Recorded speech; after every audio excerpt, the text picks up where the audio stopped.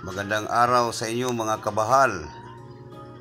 Ito yung video na nabanggit ko nung nakaraang video ko na ang problema sa unit na ito ay ayaw lumiko sa kaliwa.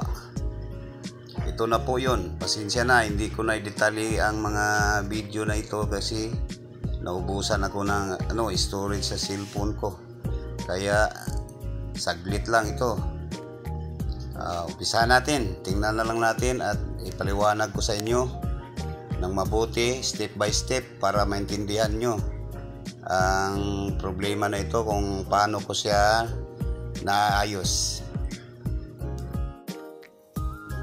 Yan. Ito yung mga cylinder, magkabilaan yan, left and saka right.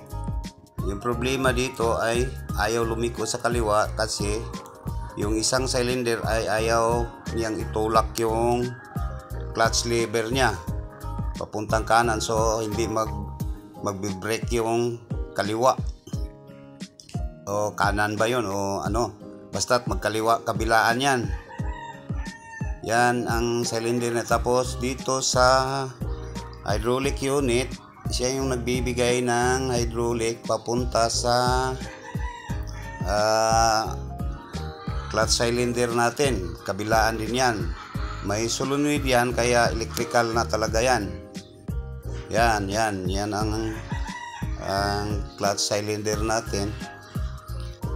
Tapos dito banda yung clutch lever niya, siya dapat ang magpipreno kabilaan kung saan ka pupunta, kanan ba o kaliwa. Yan dapat ang trabaho ng cylinder. Itutulak niya yung arm, pero hindi niya maitulak, kaya yung papuntang kaliwa sana itutulak niya yung kanan. Dito sa unit niya, may hydraulic unit niya, mayroong solenoid dyan. Yan, may dalawang wire na apat, kulay itim at saka kulay green. Yung kulay green na yan ay iwan ko lang kung pakaliwa or pakanan yan. Tapos pupunta yan ng relay dito may relay, dalawa lang, maraming relay dyan, pero yung ituturo ko yung dalawa lang. Yan, kabilaan yan. Kahit papalitan ipagpapalit-palit po yan lang talaga, dalawa, kabila at sa kanan. Yung nagkukontrol na naman dyan ay mayroong switch dyan sa ilalim ng handle sa manubela nyo. Yan switch na yan. Siya yung nagkukontrol papuntang kaliwa or kakanan ba. Hihit mo sa kaliwa, iikot yung harvester mo, liliko sa kabila.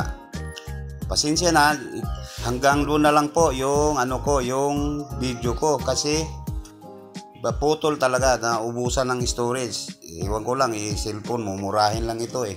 Sana maintindihan nyo at saka panoorin nyo lang, baybayan nyo mga wire na yan. Galing doon, papunta talaga yan ng clutch cylinder natin. Yun lang yung talaga. Ayaw lumiko sa kaliwa, tapos yung relay lang talaga, relay, yung problema doon. Okay, maraming salamat po. Hanggang sa susunod po, paki-like, share, and subscribe na lang po sa aking channel. At paki-pindot na rin ng notification bell para may update kayo sa mga bago kong video. Importante po talaga mga kabahal ito. Maraming salamat po.